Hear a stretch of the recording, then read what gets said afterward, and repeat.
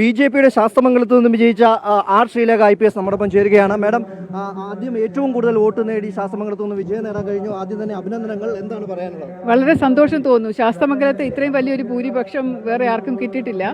അപ്പോൾ ഇത് വളരെ അഭിമാനം തോന്നുന്ന നിമിഷമാണ്, ദിവസമാണ്. എന്നെ സപ്പോർട്ട് ചെയ്ത എല്ലാ പ്രവർത്തകർക്കും ഇത് എൻ്റെ മാത്രം വിജയമല്ല, ഞങ്ങളുടെ BJPയുടെ വിജയമാണ്, എൻ്റെ എല്ലാ സഹപ്രവർത്തകരുടെയും വിജയമാണ്. അവരുടെ എല്ലാവരുടെയും കൂടെ ഒത്തായിട്ടുള്ള ഒരു കൂട്ടായ്മ, അതിൻ്റെ വിജയമാണ്. എൻ്റെ വോട്ടർമാർക്കും എല്ലാവർക്കും നന്ദി. കോർപ്പറേഷനിൽ ഏറ്റവും കൂടുതൽ സീറ്റ് നേടിക്കൊണ്ട് തന്നെ BJP മുന്നേറുകയാണ്. എന്താണ് അതിനെക്കുറിച്ച് പറയാനുള്ളത്? ഏകദേശം 50ഓളം സീറ്റുകളിലേക്ക് എത്തി. 51 എന്നാണിപ്പോൾ അറിഞ്ഞത്. വളരെയധികം സന്തോഷമുണ്ട്. ഇത് പ്രതീക്ഷിച്ച വിജയം തന്നെ ആയിരുന്നു. പക്ഷേ എന്നാലും ഇത് നാട്ടുകാരൊപ്പം ഉണ്ടെന്നറിഞ്ഞതിൽ, ജനം ഒപ്പം ഉണ്ടെന്നറിഞ്ഞതിൽ വളരെയധികം സന്തോഷം. ഏറ്റവും സന്തോഷം തരുന്നത് നമ്മുടെ മോദിജി ഇവിടെ വരാൻ പോണു. അതാണ് ഏറ്റവും സന്തോഷം. മാഡം, ഒരു എക്സിറ്റ് പോൾ ഫലമൊക്കെ പുറത്തുവിട്ടതൊക്കെ വേഗം ചർച്ചയായിരുന്നു. അപ്പോൾ എന്താണ് അതിനെക്കുറിച്ചൊക്കെ പറയുന്നത്? അത് ചർച്ച ചെയ്യിച്ചതാണ്, അതിൽ തെറ്റൊന്നുമില്ല. അതിൽ തെരഞ്ഞെടുപ്പ് ചട്ടലംഘനമല്ല. ഞാൻ ഈ 2 തെരഞ്ഞെടുപ്പ് ചട്ടങ്ങളും വിശദമായിട്ട് വായിച്ച ശേഷം സ്ഥാനാർത്ഥിക്കുള്ളതും പൊതു തെരഞ്ഞെടുപ്പ് ചട്ടവും വിശദമായിട്ട് വായിച്ച് മനസ്സിലാക്കിയ ഒരു വ്യക്തിയാണ്.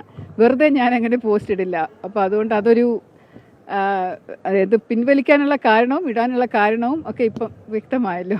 രാജീവ്ജി വന്നതിന് ശേഷമുള്ള ഒരു വലിയൊരു വിജയത്തിലേക്കാണ് പോകുന്നത്. അതെ, തീർച്ചയായും. എന്താണ് അദ്ദേഹത്തിന്റെ ഒരു നേതൃത്വം? അദ്ദേഹത്തിന്റെ നേതൃത്വം നേതൃപാടവം തന്നെയാണ്. അദ്ദേഹം ത്രൂ ഔട്ട് ഫുൾ ടൈം ഇവിടെ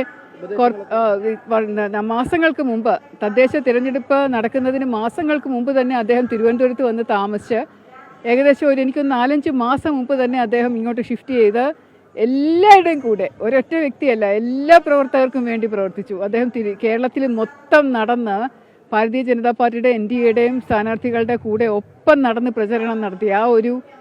ആ ഒരു എഫേർട്ട് അത് ശരിക്കും വേസ്റ്റ് ആവില്ല എന്ന് ഞങ്ങൾക്ക് എല്ലാവർക്കും വിശ്വാസമുണ്ട്. BJPക്ക് ഒരുപാട് ആരോപണങ്ങൾ വന്നിരുന്നു. ആ സ്ഥാനാർത്ഥിയുടെ ഒരു നേരത്തെ ഉണ്ടായിരുന്ന കൗൺസിലറുടെ മരണം, പിന്നീട് ഒരു സ്ഥാനാർത്ഥി കിട്ടാൻ ഇല്ല എന്ന് പറഞ്ഞിട്ട് മരിക്കുന്ന ഒരു സാഹചര്യം, അതൊന്നും ജനങ്ങൾ കണ്ടില്ല, അതൊന്നും ജനങ്ങൾ വിലപ്പോയില്ല എന്നതാണ്. തിരുമലയിലും വളരെ വലിയ വിജയമാണല്ലോ ദേവിമ നേടിയിരിക്കുന്നത്.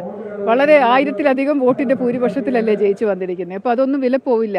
ആരെന്ത് പറഞ്ഞാലും, പ്രതിപക്ഷം എന്തൊക്കെ കഥകൾ പറഞ്ഞു പരത്തിയാലും, പത്രമാധ്യമങ്ങൾ ചിലർ അത് പെരുപ്പിച്ച് കാട്ടിയാലും, ഇത് ജനങ്ങൾക്ക് സത്യം അറിയാമെന്നുള്ളതിന്റെ ഏറ്റവും വലിയ തെളിവാണ്. LDFന്റെ അഴിമതിക്കുള്ള ഒരു തിരിച്ചടിയാണ്. തീർച്ചയായിട്ടും അഴിമതി, കൊള്ള, അമ്പലക്കൊള്ള, അവരുടെ ദുർഭരണം, കെടുകാര്യസ്ഥത എല്ലാം ഇതിനകത്ത് പ്രതിഫലിച്ചിട്ടുണ്ട്. തീർച്ചയായും ഇത് തന്നെയാണ്. എല്ലാവരുടെയും സപ്പോർട്ട് BJPക്കാണ് എന്ന കാര്യം അവർ വ്യക്തമാക്കുന്നു. ഒപ്പം തന്നെ മോദിജി തിരുവനന്തപുരത്തേക്ക് വരാൻ പോകുന്നു എന്ന ആത്മവിശ്വാസം കൂടി ആർ ശ്രീലേഖ പങ്കുവയ്ക്കുകയാണ്. ക്യാമറമാൻ സനലിനൊപ്പം രജിത് കുമാർ, അമൃത ന്യൂസ്, തിരുവനന്തപുരം.